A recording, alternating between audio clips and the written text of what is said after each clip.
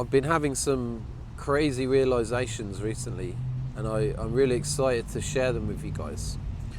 This nugget of wisdom could be the thing that you need to hear that's going to allow you to step forward towards your fears instead of running from them. Be able to contain the build-up of energy that arises when you're in fearful situations, because you're able to let the energy pass through you and then step towards whatever it is you need to step towards in your life in order to feel more confident, in order to feel more embodied, and in order to feel more courage in everyday life. Embodiment is where it's at.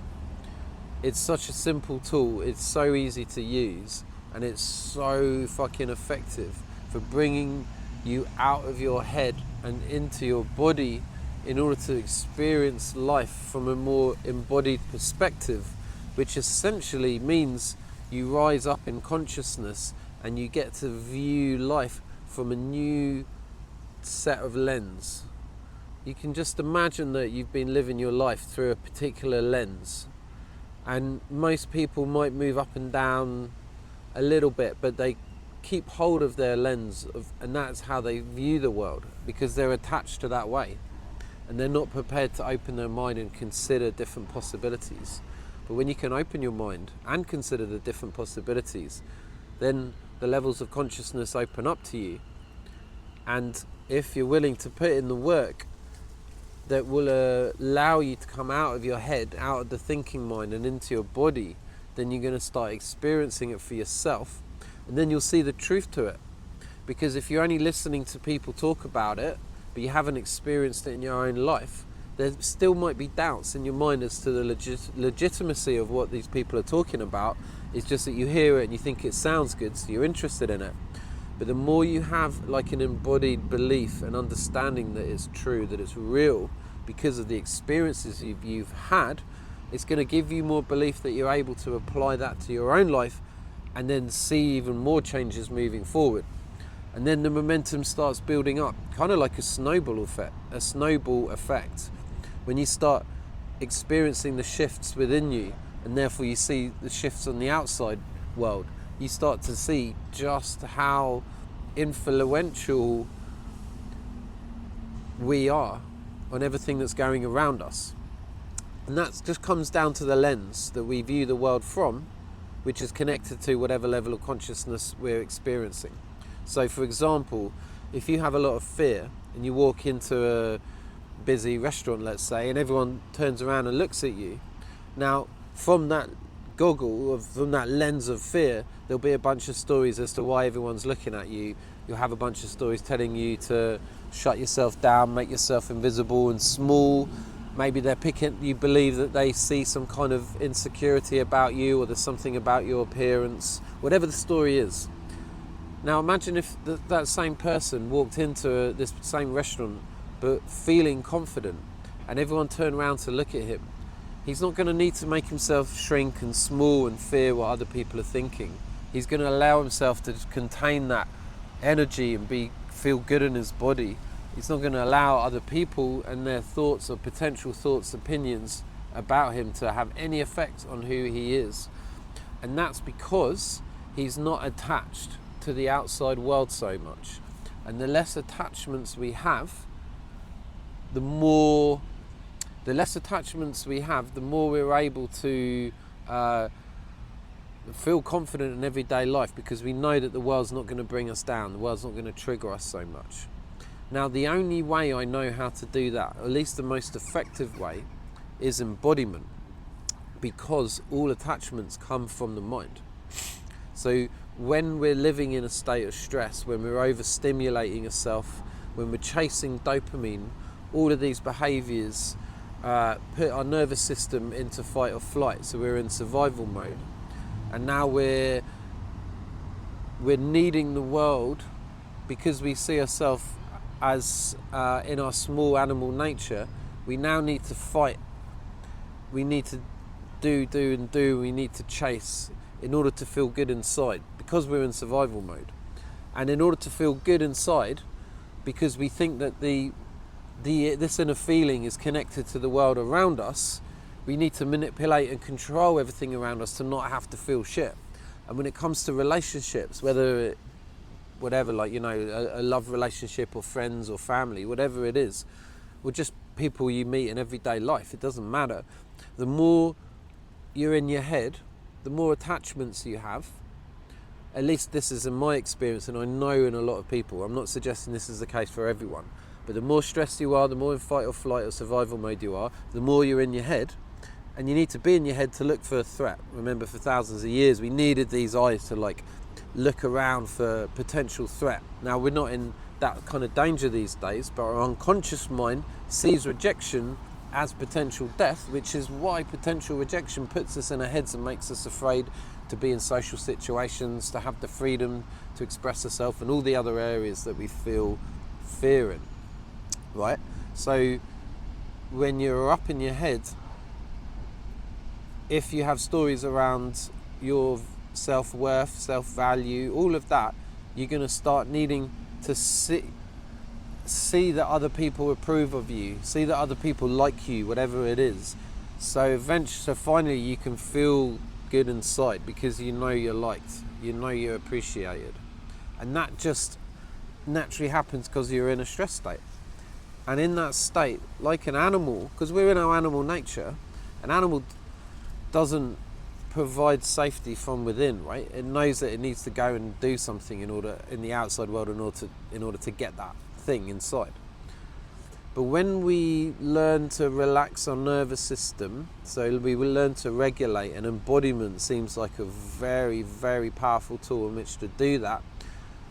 The natural process of coming out of our heads into our bodies, because our energy is not so much up here now, our attachment seems to loosen to the world around us. And because we're less attached to people's opinions of us, which is just one thing we become attached to, because we're less attached to what other people think of us, now there's more freedom to express ourselves and to be authentic and real. And now we're allowing our real self to come up. And the more our real self feels safe to come out and be able to express himself and say the things he wants to say and go after the things he wants to go in life, the more happy you're going to be, the more you're going to attract those experiences because you're vibing at a higher level. You know, if you're vibing on a low level of fear and shame, good luck trying to create a business. I mean, I've tried for years, it doesn't work. You just push away the experiences, you're not ready to handle them yet. So I have been teaching embodiment for a couple of years now, and I've been applying it to my own life. And I had an experience last weekend where I was like, oh shit, I haven't really been doing embodiment. At least I had, but last weekend I was like, oh, this is embodiment. So I tapped into a deeper layer of getting my consciousness into my body, and then having the experience for myself as to how that shifts my reality, how things change for me when I get deeper into my body. So I've spent a lot of time bringing awareness, consciousness into my body, but I would usually hold it for a short amount of time before getting a bit bored or moving on to another part of the body or just getting lost in thought, whatever it was. But if you can actually put consciousness in your body for like an extended period of time, you notice that your mind starts to quieten down. And then as you walk around in your life, you start to bring that level of embodiments to everyday life. And then it starts to become a new part of who you are, which is less thinking and therefore less attachments. And it's attachments that are the root of all suffering. At least that's what Buddha said. So take his word for it, not mine. So the attachments come from the mind. Our fight or flight states come from up here.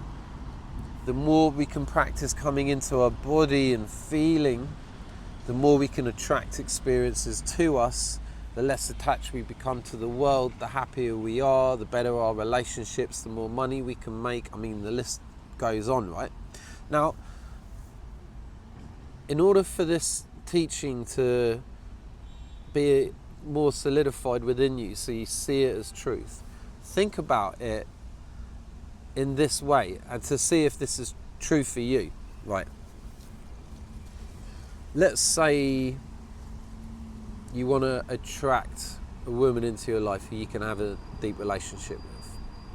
Now, if you're a man who needs to feel love in order to feel like you have some self-worth, so you're in your head and you're looking for a woman in order to give you the love that you need, think how you're going to be when you eventually meet a woman that you're attracted to, and there's a lot of thought going on and the thoughts are saying, I need her to like me. So imagine how the interaction would go compared to, let's say, the same man who has brought his awareness and his consciousness into his body and developed the feelings of love within him, so then when he approaches her, he's feeling more love in his heart for her, and therefore just feeling the love anyway. Who's she more likely to be attracted to? Now, this works the same in business, right? When we become more embodied, we're less reactional to the world. The less we need money from people in order to feel good. So if you're going to have a business meeting with a potential client, who's more likely to connect with the client? The person who needs their money to have some sense of value or security, or the person who doesn't need it but would like it. It's really simple, right? When you think about it, this is manifestation, but it's not like this spiritual thing. A lot of people think, manifestation, law of attraction, magically making your £1 million appear in your bank. This isn't about that right now. This is just about applying some simple principles that are going to allow you to get what you want in life. And it's in embodiment. Like, I feel less attached to people. People can have their, whatever opinion it is people have of me, I'm starting to feel on a deeper level, like an embodied level, then that it has no bearing on who I am at all. And I've known it logically, but when you come out the head and you start seeing it for yourself, seeing it in your life, it just solidifies more, and it gives you more courage to see your future as something that is going to just bring in the experiences that you want to be having. So yeah, guys, it's really powerful stuff. Like, I'm doing my best to portray this. I hope things are clear with people. I'm getting more subscribers on the channel now. It's really fantastic.